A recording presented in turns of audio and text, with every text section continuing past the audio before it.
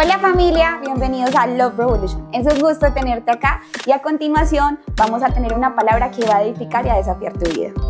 Zacarías capítulo 4, versículo 6, Dios está hablando a Zorobabel y hay un detalle muy particular en este pasaje. Le voy a leer la parte B del versículo 6 del capítulo 4 en la Reina Valera contemporánea. Dice: yo no actúo por medio de un ejército, escúchame bien, yo no actúo por medio de un ejército ni por la fuerza, sino por medio de mi espíritu. Lo ha dicho el Señor de los ejércitos. Acompáñame una vez más a leerla. Dice: yo no actúo por medio de un ejército ni por la fuerza, sino por medio de mi espíritu. Lo ha dicho el Señor de los ejércitos. Así que ahí donde estás, me acompañas en una oración. Papá lindo, gracias por este hermoso domingo.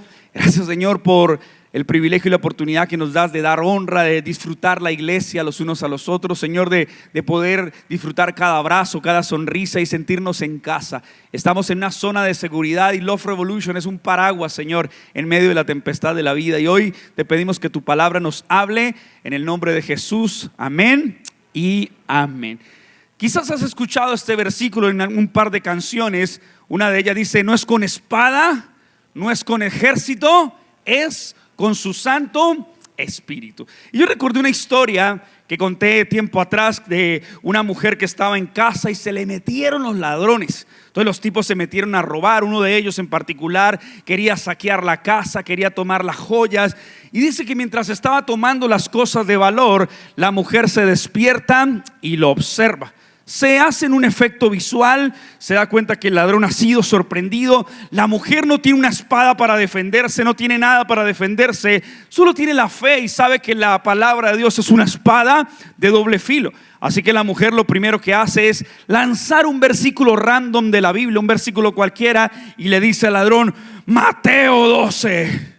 Y el ladrón queda petrificado, atónito, el ladrón queda perplejo, el ladrón se sienta en el mueble y no dice nada. Comienzan a sonar las sirenas de la policía entra, fácilmente captura al ladrón, lo esposa y empieza a entrevistar a la señora de la casa y le dice: ¿pero hubo signos de violencia? No. ¿Te atacó? No. ¿Tú lo atacaste a él? De ninguna manera. ¿Qué le dijiste entonces? Yo le dije Mateo 12. Entonces fueron a entrevistar al tipo.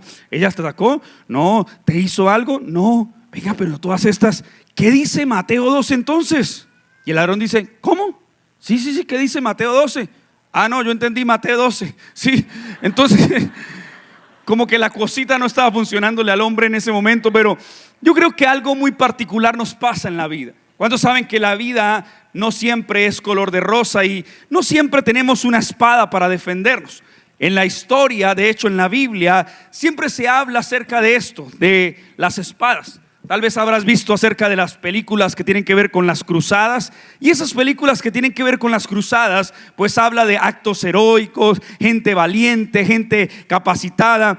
Y todo lo que sucedía en las cruzadas habla de heroísmo, habla de guerreros. Particularmente la Biblia también menciona muchas de las historias de ejércitos que estaban allí, que obviamente defendieron territorio. Me encanta, por ejemplo, cuando habla acerca de David y Goliat, pero ahorita voy a entrar en detalles con esto. Pero los valientes de David fueron habilidosos, gente guerrera. Y dice que aún hubo un guerrero de David tan apoteósico en lo que hacía, que mató a miles de personas con una espada. Es más, la batalla fue tan álgida, la batalla fue tan hostil, que dice la Biblia, no yo, la Biblia, que la espada se le quedó pegada a su mano. Yo sé que para muchos les parece raro, pero ¿no les parecía raro cuando metieron la lengua en el congelador y se le quedó pegada la lengua, cierto? Pero algo así le sucedió a este hombre. La mano se le quedó pegada literalmente a su espada, producto de haber asesinado a un montón de hombres en pro de ganar una guerra, de ganar una batalla. Ahora vemos la historia de David, una historia sorprendente, la historia de Primera de Samuel capítulo 17, donde habla de David y Goliat. La historia es impresionante, la conoces de memoria, los niños se la saben de memoria, y es David enfrentando a Goliat. David sabe que para muchos es absurdo lo que está pasando, es alocado pensar que un niño con 5 piedras lisas y una honda va a derrotar un guerrero como Goliat. Pero es impresionante la declaración que le hace David a Goliat. David le dice lo siguiente: tú vienes contra mí con espada, lanza y jabalina, mas yo vengo en el nombre del Señor Todopoderoso, el Dios de los ejércitos de Israel.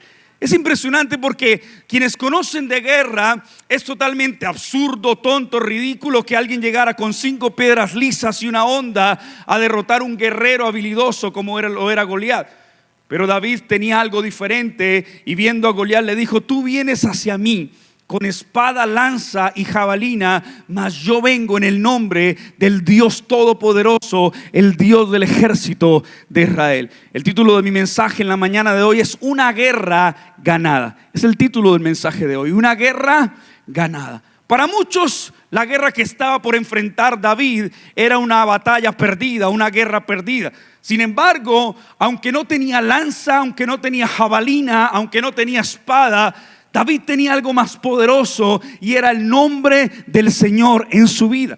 De hecho, mientras muchos estaban tal vez murmurando en contra de David, el verso 47, vemos la declaración que una vez más hace David. La gente se burla de él. La gente dice: este chino está loco, este chino, ¿por qué hace lo que hace? Pero David dice: hoy todos sabrán que el Señor no libra, escúchame bien, ni con espada ni con lanza, porque la batalla es del Señor y Él los entregará a ustedes en nuestras manos. La batalla es del Señor. El Señor no vence con espada, aunque para muchos la espada tipificaba protección, seguridad, confianza. David le dice: el Señor no pelea ni rescata con espada ni con lanza, lo hace de otra manera. Tiene un arte en medio de la guerra. Versos 50 y 51 de 1 de Samuel 17 dice: así venció David al filisteo con una honda y una piedra, e hirió al filisteo y lo mató. Pero no había espada en la mano de David, no la había. Entonces David corrió y se puso sobre el filisteo, tomó su espada, la sacó de su vaina y lo mató, cortándole la cabeza con ella. Algunos estudiosos dicen que el casco que tenía Goliat tenía solo un pequeño orificio entre su ceja y ceja, de modo que si el enemigo, para ti, para tu vida, para tu casa, para tu familia, tú crees que te tiene entre ceja y ceja, déjame recordarte que entre ceja y ceja fue que con una honda y una piedra David mató a Goliat. Así que si hoy el enemigo te tiene entre ceja y ceja, ese gigante va a caer en el nombre del Dios Todopoderoso, y todos verán lo que Dios hace, porque es una guerra ganada. Ahora, quizás las batallas de la vida las vamos a encontrar. Sabemos que la vida no es fácil. Quisiéramos que la vida fuera color de rosa. Quisiera que la vida nos soplara el vientico de la rosa de Guadalupe. Pero no siempre es así. La vida hay que pelearla. La vida es una batalla. La vida viene con desafíos. De hecho, aun cuando David mató a Goliat, dice que desenvainó su espada, la del filisteo, no la de él, y le quitó la cabeza. Lo curioso es que Goliat lo había amenazado de esa manera. Goliat le decía: con esta espada yo te voy a matar y te voy a dar de comer a los animales, a las bestias del campo. Y lo que sucedió fue lo opuesto. David con una piedra lo mató, y luego tomó la espada del filisteo y le quitó la cabeza. Pero aunque David ya había visto una guerra ganada, una batalla ganada, dice que la vida lo introdujo en más batallas, en más guerras. En algún momento David tiene un desafío por delante con un ejército enemigo, y David se le olvida lo que había hecho y comienza a censar el pueblo. Es decir, David comienza a contar 1, 2, 3, 4, 5, 6 para saber con cuántos guerreros tenía él para enfrentar al ejército rival, a enfrentar al ejército enemigo. Y entonces, mientras estaba en eso, la palabra dice que el Señor se ofendió con David. El Señor se indignó con David, porque no estaba confiando en el nombre del Señor Todopoderoso, sino estaba confiando en sus propias fuerzas. Estaba confiando en su meritocracia para ver lo que tenía, y el Señor se ofende. Es más, ahí tenemos una lección muy buena, porque le da a escoger el castigo con el cual lo va a castigar. Le da unas cuantas opciones, y una de esas, David dice: mira, yo prefiero caer en las manos del Señor y no en las manos del hombre. Porque ciertamente Dios perdona, pero el hombre no. Ciertamente Dios puede perdonar porque es misericordioso, pero el hombre difícilmente puede perdonar. Y ese acto de indignación del Señor con David sucedió porque no estaba confiando en él, sino en sus propias fuerzas. Pasa como Gedeón, el hombre valiente, el hombre guerrero. Dice que tenía también que enfrentar una guerra hostil. Y entonces, antes de enfrentar la guerra hostil, dice que el Señor le dice: no, pero no vas a enfrentar con 10,000 soldados al ejército rival. Él está confiado porque tiene 10,000 soldados habilidosos con la espada. Y él le dice: no, vamos a empezar a depurar, dice Dios.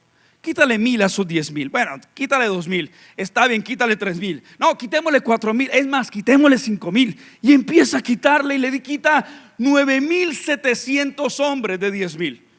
Le deja solo 300 hombres para enfrentar la batalla.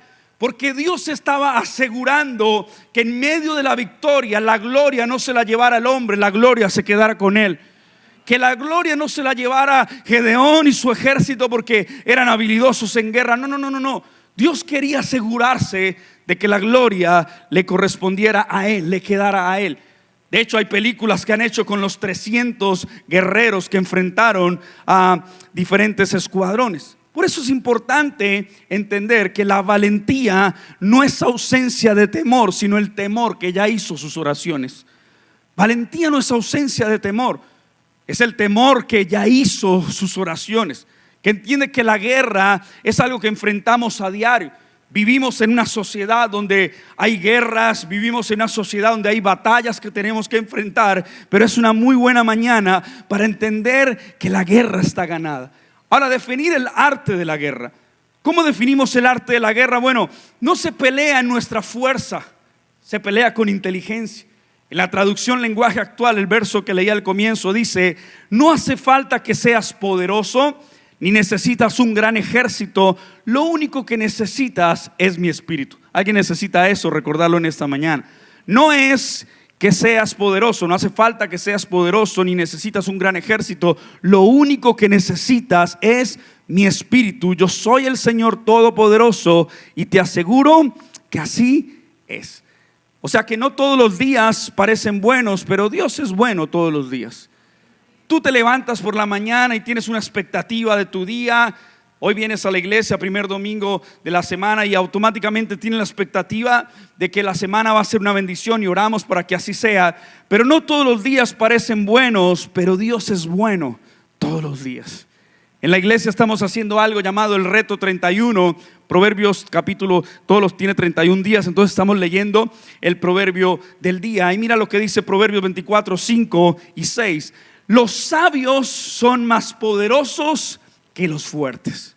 Qué increíble esto, es el arte de la guerra. Los sabios son más poderosos que los fuertes.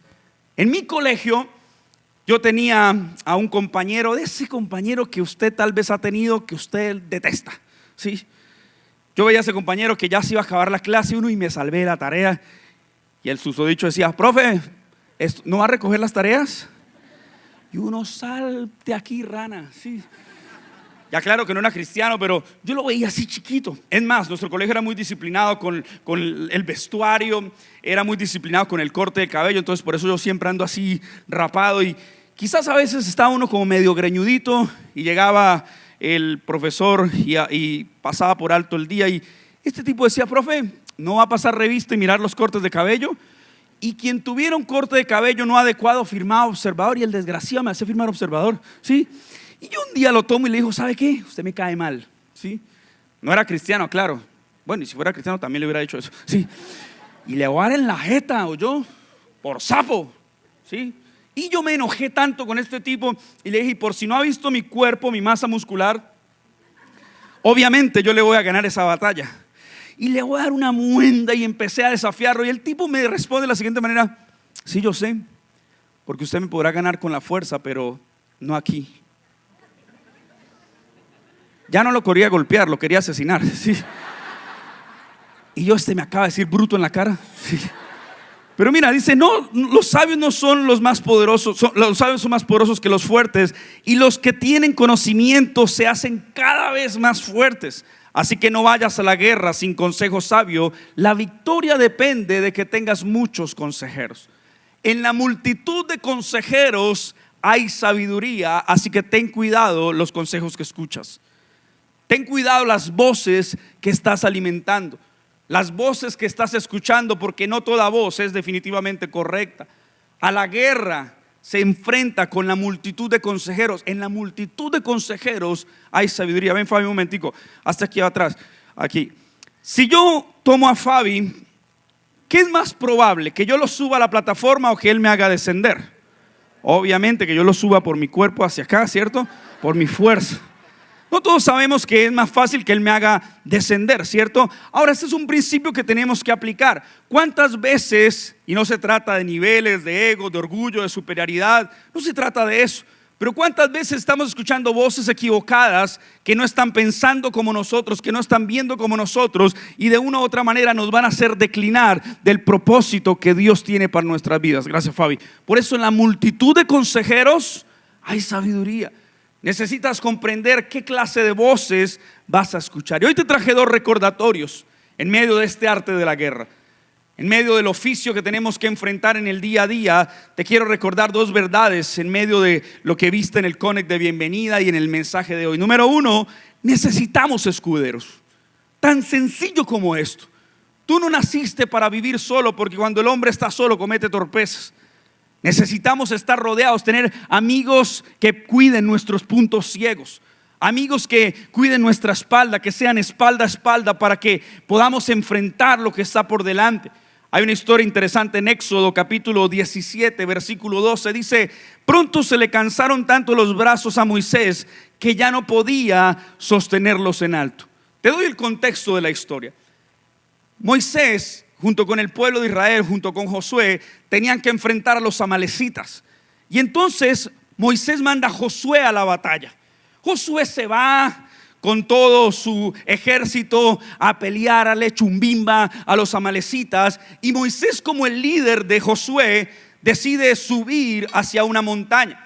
En medio de subir, de ascender la montaña, se va con Aarón y Hur. Y entonces la historia cuenta que cada vez que Moisés levantaba sus manos al cielo, el pueblo de Israel comenzaba a experimentar la victoria. Cuando Moisés tenía las manos levantadas, dice que los enemigos comenzaban a retroceder, los enemigos empezaban a perder.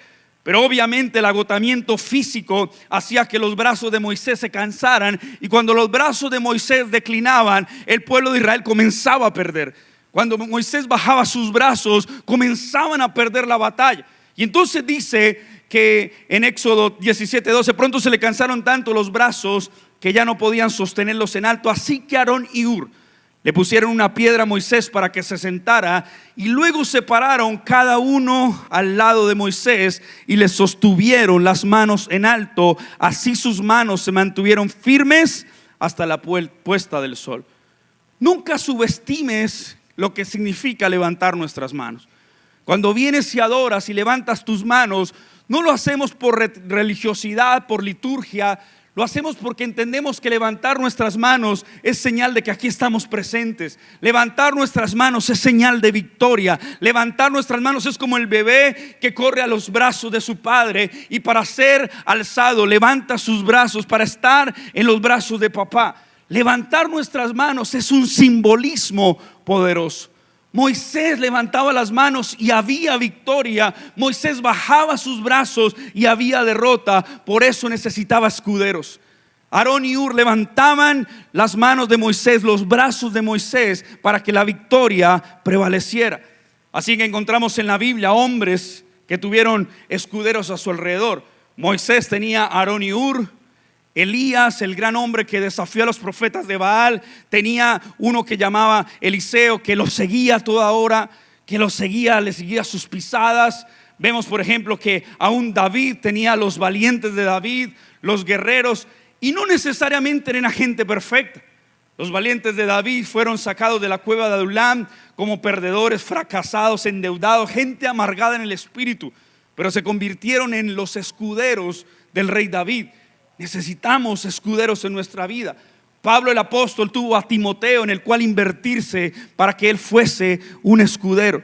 Ahora nosotros en la iglesia encontramos escuderos. Qué bueno saber que, como decimos en casa, aquí es una zona de seguridad. tienes escuderos en la vida. La iglesia local se convierte en la perfecta oportunidad para que disfrutes de gente que quiere levantar tus brazos. Yo esta semana particularmente amé y honro al equipo de comunicaciones. Subieron algunas etiquetas de las tribus de la iglesia y amé ver cómo la comunidad cada día se acrecenta. Amé ver cómo cada día hacen vida, hacen amigos, porque no solo hacemos iglesia, hacemos vida juntos. Y yo te puedo asegurar que los mejores amigos que Dios te ha entregado, te los ha entregado en la iglesia. Aclaro, sé que tenemos amigos muy buenos que no hacen parte de nuestra iglesia, tal vez no hacen parte de nuestro círculo, eso lo tengo muy claro, pero también estoy convencido, no tengo pruebas, tampoco dudas, que muchos de tus mejores amigos que son escuderos están en un contexto de iglesia, porque son los que lloran contigo, son los que se alegran contigo. La iglesia local te provee de buenos escuderos. Es como estos días veía un video de un pastor que estaba contando la historia de un niño, un adolescente que se le acerca a su mamá y le dice: mamá, es que tengo que decirle algo, pero le voy a contar a usted porque es que mi papá es muy amargado. ¿Sí? Mamá, yo tengo ganas de ir a la iglesia. Hoy es domingo, pero no se me antoja ir a la iglesia, mamá. Yo no quiero ir, mamá, de verdad no quiero ir. Es pecado no ir a la iglesia hoy, es pecado no tener ganas de ir. Y la mamá le dice: tranquilo, bebé, tranquilo, papi, no es pecado que no tengas ganas de ir a la iglesia.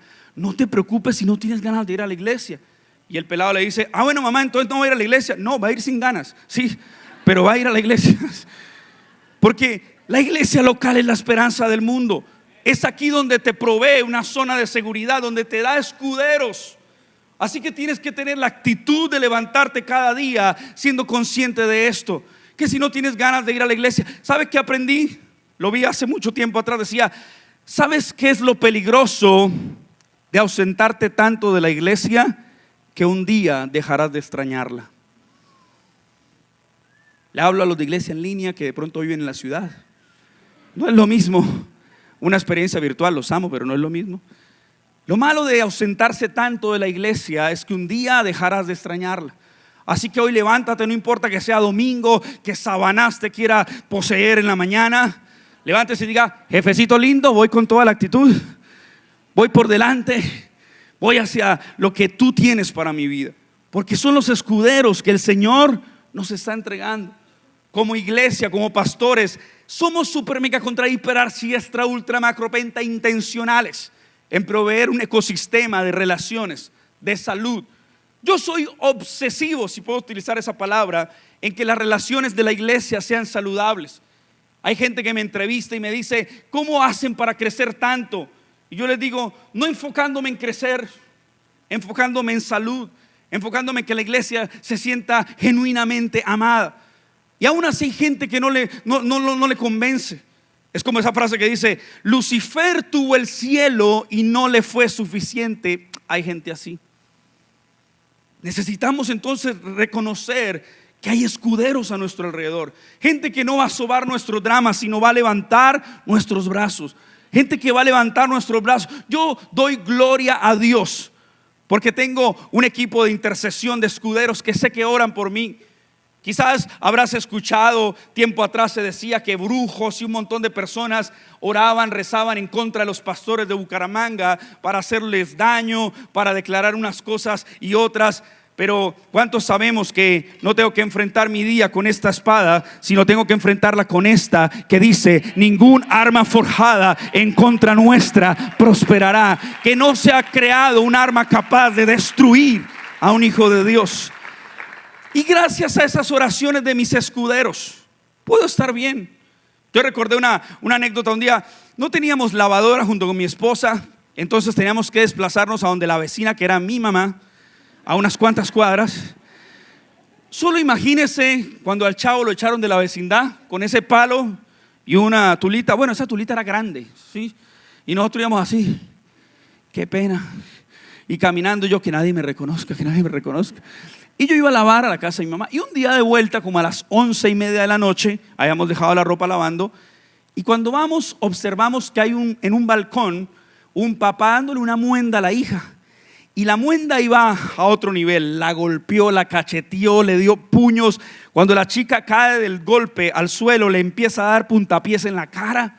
Y yo veía la cena así, y a mi esposa se le sale el santanderiano paisa que lleva adentro y le dice: ¿vos qué te crees, animal? Pégale un hombre. Y yo le dije a mi esposa: sí. Y el tipo, ni corto ni perezoso, dice: pues ya abajo y le pego a su marido. Y yo, Dios de la gloria, a mí casi me da la garrotera. Y yo solo vi eterno esos 3 segundos que el tipo iba a bajar del segundo piso al primero. ¿Qué se puede demorar? Y mientras el tipo iba bajando, yo dije: ¿qué hago? No tenía una espada para decirle: voy a dar así chumima, pólvora, chinche menor, sí. No tenía eso. Yo dije: bueno, si peleo cuchillo, ¿cómo peleo si no tengo cuchillo? Si me van a pelear los puños, pues toca como bailando cumbias peruanas. Pero yo dije: me van a cascar. Y justo cuando el tipo abre la puerta y escucho el cerrojo, yo tenía 2 opciones: salir corriendo y quedar mal con mi esposa, aunque la culpa era de ella, ¿sí? O pararme varonil, fingir que nada estaba mal. Pero cuando el tipo abre la chapa de la puerta de la casa, aparece de la nada un policía. No me pregunte cómo, no me pregunte cuándo, pero el tipo aparece y le dice: ¿todo en orden? Yo le dije: gracias por aparecer, porque estaba por matar a ese tipo, ¿sí? Usted lo salvó a él, ¿sí? Y literalmente empieza a conversar con el tipo y le dice: yo no quiero problemas, yo mejor me voy. Y me fui y temblaba. Y me fui. Yo dije: gloria a Dios, porque en la vida práctica, así como sucede, literal, no te miento, así apareció ese señor. Nosotros tenemos escuderos que están con nosotros en los peores momentos, que celebran con nosotros las victorias, pero que lloran también de amargura cuando algo no sale bien. La iglesia nos da escuderos, gente que está ahí para nosotros. Yo sé que hay mensajes, y esto me encantó. Yo te puedo dar a ti un masaje o un mensaje, y a la gente le gusta más un masaje, ¿no? Pero la gente necesita escuchar un mensaje, y una de las realidades es esta: nosotros en la iglesia tenemos escuderos, gente que está por nosotros. Las mejores amistades, vuelvo y reitero, Dios te las ha entregado para que las cuides, para que estés ahí. Necesitas, número 1, escuderos. Número 2, algo tan simple en medio del arte de la guerra, que te hace recordar que hay una guerra ganada, es entender algo que hemos escuchado vez tras vez, pero que nos familiarizamos, y es un no temas. Tan sencillo como eso. A veces queremos ser profundos, a veces queremos rayar con el misticismo, pero el no temas es algo que nos alienta el corazón. En 2 de Timoteo capítulo 2 verso 3 al 4 dice: soporta el sufrimiento junto conmigo como un buen soldado de Cristo Jesús. La palabra nos está diciendo aquellos que son soldados de Cristo. De hecho hay una canción de Juan Luis Guerra que se llama Soldado de Cristo, que nos recuerda que ser un soldado del Señor es entender que la vida es hostil, es entender que vamos a padecer sufrimiento, como dice la Escritura. Soporta el sufrimiento como un buen soldado de Cristo. Ningún soldado se enreda a los asuntos civiles de la vida. De ser así, no podría agradar al oficial que lo reclutó. Otra versión dice que quien se enreda como un soldado en los asuntos civiles de la vida, definitivamente no agrada a su jefe, no agrada a su superior. Así que la batalla puede ser hostil. Los grandes conflictos cultivan gran carácter en nuestra vida. Cuando hay un gran conflicto, cuando hay una gran prueba, cuando hay un gran sufrimiento, cuando hay un gran desafío, los grandes conflictos cultivan nuestro carácter. Necesitamos nuestro carácter. Proverbios dice: si en el día de la aflicción te desanimas, muy limitada es tu fortaleza. No se trata de salir corriendo. Mira esta frase de Mark Bitterson: los guerreros no se alejan cuando las cosas se ponen difíciles, luchan hasta el final por sus convicciones. Es muy fácil rendirse. Es como alguien decía, es como el que llega a la iglesia y siente que no cumple Dios las expectativas aparentemente, no está pasándola bien, y dice: yo me voy de la iglesia porque los problemas no se me resolvieron. Es como el que está enfermo y va al médico y dice: yo vuelvo cuando me cure, yo vuelvo cuando me sane. Y a veces hacemos eso en nuestra vida de fe. Sabemos que tenemos cosas por resolver, pero el gran conflicto cultiva un gran carácter. Así que los guerreros no se alejan cuando las cosas se ponen difíciles, luchan hasta el final por sus convicciones. Los guerreros no se rinden cuando todo el mundo está contra ellos. La vida no siempre es fácil. Yo sé de qué te estoy hablando. Pero qué bueno saber la declaración que repetimos tantas veces, Josué 1:9. Por tanto, esfuérzate y sé valiente. Alguien necesita volver a recordar esto. Que nunca se te familiarice este mandato. Mi mandato es: sé fuerte y valiente. Y alguien tiene que creer esto. No tengas miedo ni te desanimes, porque el Señor tu Dios estará contigo a donde quiera que vayas. Sé fuerte y valiente. Sé fuerte y valiente, porque el Señor ha prometido que te acompañaría, que estaría contigo a donde quiera que vayas, en donde quieras que estés. Tu trabajo, tu familia, tu hogar, tu matrimonio, lo que vas a emprender, lo que tienes por delante. Sé fuerte y valiente. Sé que el ser fuerte y valiente es un mensaje, no es un masaje, pero es algo que necesitamos entender. No adoptar una cultura de escapista, porque tú puedes huir de lo que te da miedo, pero entonces estarás huyendo el resto de tu vida. Si yo le hubiese hecho caso al miedo, esta iglesia no existiría. La cantidad de veces que yo tuve que estar acorralado en medio del miedo, y decidí creerle a Dios, porque si huía, y tenía muchas formas de hacerlo, tenía muchas ganas de hacerlo. Yo recuerdo que a mi esposa y a mí nos propusieron en Richmond, en los Estados Unidos, pastorear una iglesia hispana con todo pago, casa, automóvil, un estilo de vida muy bueno en los Estados Unidos. Y cuando lo hablamos con mi esposa, sentimos un no de Dios. Yo le dije: Señor, ¿qué le pasa? O sea, Señor, ¿cómo que no? ¿Usted no sabe quién soy yo? Sí. Y yo no entendí ese no de Dios. Y Dios nos manda a comenzar de cero. Dios nos da una misión para plantar una iglesia en la ciudad. Y yo pude tomar la actitud escapista. Pude ir detrás, como muchos, del sueño americano, porque quizás, y lo digo con mucho respeto, en búsqueda del sueño americano priorizan eso que el sueño de Dios sobre su vida. Y nosotros preferimos el sueño de Dios, aún con lágrimas, aún con frustración, aún con decepción, aún cuando nos costó. Decidimos no huir. Y mira, me encantó esto que estoy por leerte, porque llegó a mi corazón. Dios está en el negocio de ayudarnos a superar los miedos. ¿Cuántos saben eso? Pero escucha. Dios está en el negocio de ayudarnos a superar los miedos, pero a menudo lo hace trayéndonos cara a cara con nuestros peores temores. Tantas veces yo le dije: Señor, ayúdame a superar los miedos. Y Dios me dijo: está bien. Y me soltó los peores temores cara a cara. Y yo tenía que enfrentarlos, porque la valentía no es ausencia de temor, es el temor que hizo sus oraciones. ¿Sabía usted? Estuve indagando un poco acerca de esto, lo había escuchado, pero se dice que en la palabra de Dios hay aproximadamente más de 365 versículos que dicen: no temas.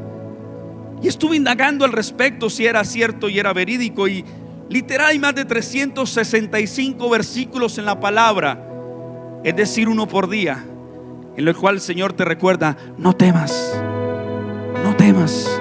Hay un no temas para cada día del año. Hay un no temas para el día de hoy, de hecho. Y quizás tu no temas de hoy es: no temas porque yo estoy contigo. No desmayes porque yo soy tu Dios. A donde quiera que vayas, en donde quieras que estés, estaré contigo. Yo no sé cuál es tu campo de batalla el día de hoy.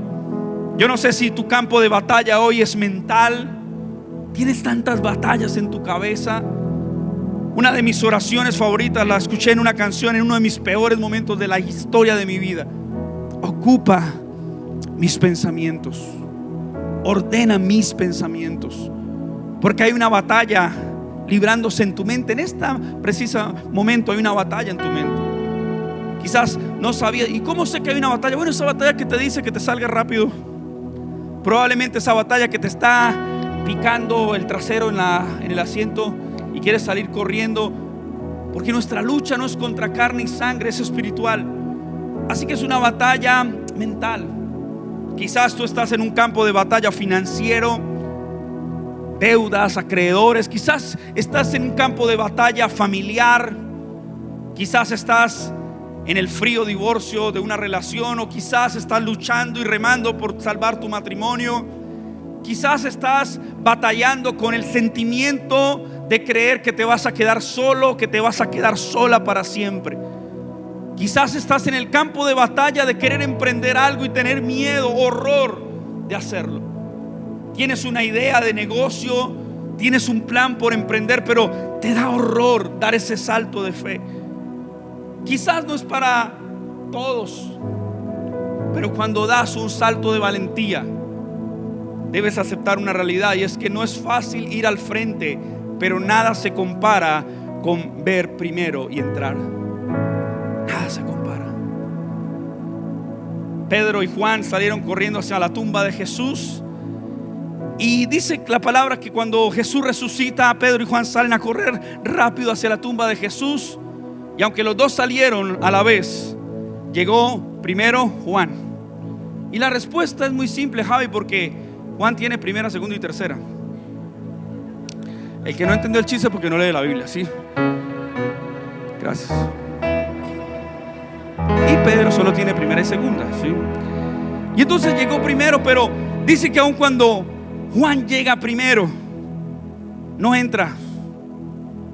Pero Pedro, que llegó después, con todos sus imperfectos, con todo y haberle negado, y con todo y lo que hizo y marraneó, lo hizo a un lado y entró. Nada se compara a llegar primero, entrar y ver.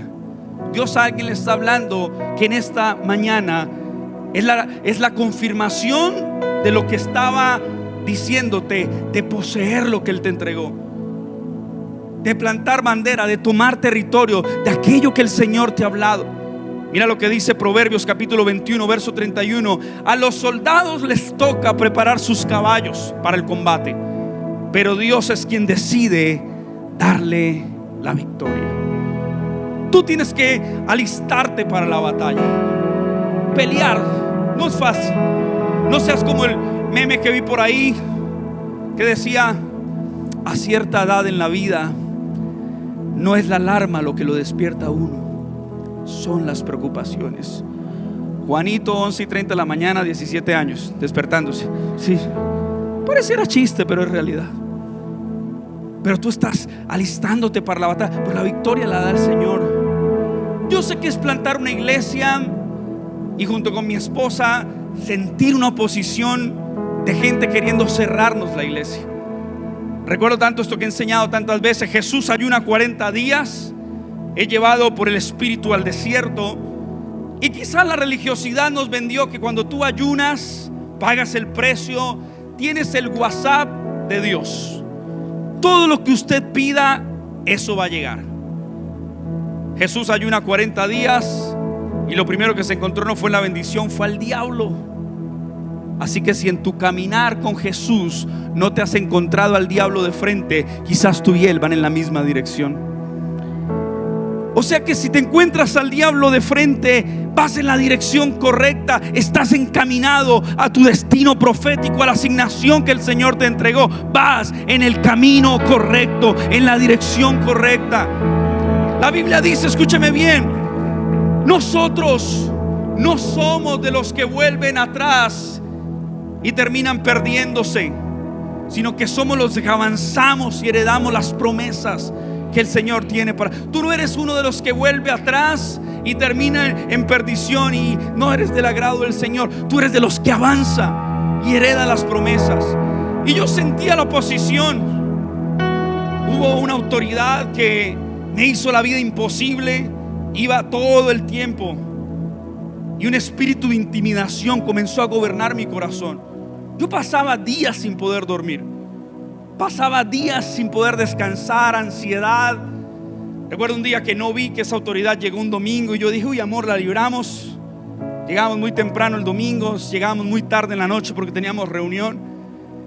Y me dispongo a comer a eso de las 11:30 de la noche y me entra una llamada de un número desconocido. Contesto y es esta autoridad diciéndome, pastor, ¿se acuerda de mí? Pues tiene una cita mañana. Y todo el tiempo y un espíritu de intimidación comenzó a reinar en mi corazón. Y yo tenía que pararme en la batalla y tenía que ir a darme peleas judiciales y un montón de cosas. Y aunque ninguna cosa pudo cerrar la iglesia, porque la iglesia no es una idea de un hombre, Jesús dijo: edificaré mi iglesia y las puertas del infierno, del Hades, no prevalecerán contra ella. Y el Señor siempre nos daba la victoria, porque Dios es quien decide dar la victoria. Pero yo me ponía mi armadura. Tarea para esta semana, Efesios 6, recordar una palabra final: sean fuertes en el Señor y en su gran poder. Sé fuerte en el Señor y en tu gran poder. Pónganse toda la armadura de Dios para poder mantenerse firmes contra las estrategias del diablo. El diablo tiene un montón de estrategias, pero aun cuando tenga tantas estrategias, un consejo adicional: pónganse fuertes en el Señor. Pónganse en la armadura del Señor. Verso 13 dice: por tanto, pónganse en todas las piezas de la armadura de Dios para poder resistir al enemigo en los tiempos del mal. Así, después de la batalla, todavía seguirán de pie y firmes. Todavía en el día del mal seguirán de pie. Cuando la intimidación llegue, seguirán de pie.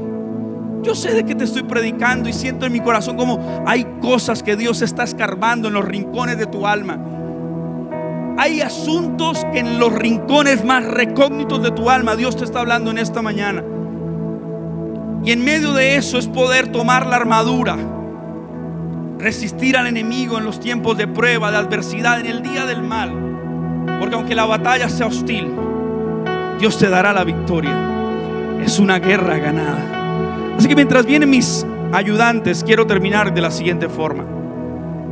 En algún momento quizás te habrás identificado con temporada donde quieres rendirte, donde sientes que nada es fácil, donde sientes que todo es difícil. El salmista expresó, Salmo 27:3: aunque un ejército acampe contra mí, no temerá mi corazón. Aunque contra mí se levante una guerra, yo estaré confiado. Hoy te digo algo: tal vez has perdido algunas batallas. La buena noticia es que la guerra está ganada. Pero escucha esto: yo muchas veces sentía la opresión. ¿Cómo le presto esa espada? Mi espada. Y esta es mi espada. ¿En la juega? Vengo de morro. Si hay alguien de morro, otro morro, ¿sí? Y yo sentía esta escena. Yo sentía: Señor, es enfermedad. Señor, es ruina. Señor, es ansiedad. Yo sentía un ejército que oprimía mi corazón. Y te voy a hacer un ejemplo. Walter va a ser nosotros. Saque su armamento. Estamos bien, sí.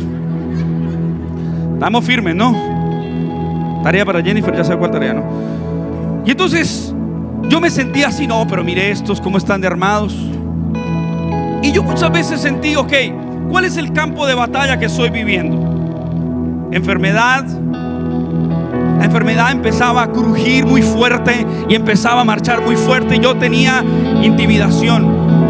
Quizás era la depresión, la ansiedad, los ataques de pánico. Quizás era pobreza, quizás era fracaso, quizás era dolor, quizás era traición. Y muchas veces nos sentimos así. Nos sentimos afligidos y sabemos la teoría: aunque un ejército acampe contra mí, no temerá mi corazón. Yo me sabía la teoría, pero la realidad es que estaba intimidado. La realidad es que yo quisiera decir: aunque contra mí estalle una guerra, yo permaneceré confiado. Pero qué bueno es que aunque en medio de toda esta batalla hostil, tuve amigos que pudieron ser escuderos de levantar mi mano. Amigos que aparecieron en los momentos que más lo necesité y levantaron mi mano en señal de victoria. Y aun cuando levantaba mis manos en señal de victoria, cosas comenzaban a retroceder. Salmo, escúchame esto, el Salmo capítulo 3. Walter, que está conmigo aquí, pudiésemos representar tu vida y mi vida. Salmo capítulo 3 dice: Dios mío, son muchos mis enemigos, son muchos los que me atacan, son muchos los que me dicen que tú no vas a salvarme. Dice: solo tú, Dios mío, me proteges como un escudo y con tu poder me das nueva vida. A gritos te llamo y desde tu santo templo me respondes. Yo me acuesto y me duermo y me vuelvo a despertar porque tú vigilas mi sueño. No me asustan mis muchos enemigos, los que me tienen acorralado. Dios mío, levántate y ponme a salvo. Rómpeles la cara a mis enemigos, rómpeles los dientes a los malvados. Dios mío, solo tú puedes salvarme. Bendice a tu pueblo. Escúchame bien. Yo acabé de predicar este mensaje a las 9 de la mañana. Y aunque sabemos que tenemos escuderos, se me acerca alguien, disculpa si estás viendo esta transmisión, pero no voy a dar tu nombre. Y me dice: esa prédica fue para mí porque yo estuve en la guerra de Ucrania. ¿Tú crees que eso es casualidad? Viene y me abraza llorando, temblando y me dice: esa prédica era para mí. Yo estuve en UCI porque en medio de quedarnos sin armamento, mis amigos estábamos intimidados. Gente levantó mis brazos, pero nos pusimos en posición fetal, esperando lo peor. Y cuando nos pusimos en posición fetal, esperando lo peor, bombas cayeron y edificaciones cayeron sobre nosotros. Nos mandaron a UCI. Y hoy estamos vivos porque la Biblia dice: no moriré, sino que viviré y contaré lo que Dios ha hecho. Escúchame bien. Y quizás estás así, sientes que gente te ha levantado, pero dices: no, espera, aun cuando tengo escuderos, la guerra se pone fría, la guerra se pone hostil. Quizás avanzan contra mí, pero yo necesito algo más. Y entonces aparece Jesús, nuestro buen y amado hermano mayor, que siempre levantará nuestras manos y nos recordará un no temas por cada día del año, y nos dirá: ¿quién dijo miedo si yo camino con el Rey del universo? Vamos, ¿habrá alguien en esta hora que pueda declarar esta verdad para tu vida? Iglesia, gracias por haberte conectado. Esperamos que este mensaje haya sido de edificación para tu vida. Gracias también por tus donaciones, porque a través de eso podemos extendernos como iglesia. Así que en una próxima ocasión nos veremos y esperamos que este mensaje esté llegando a tu corazón. Chao, chao.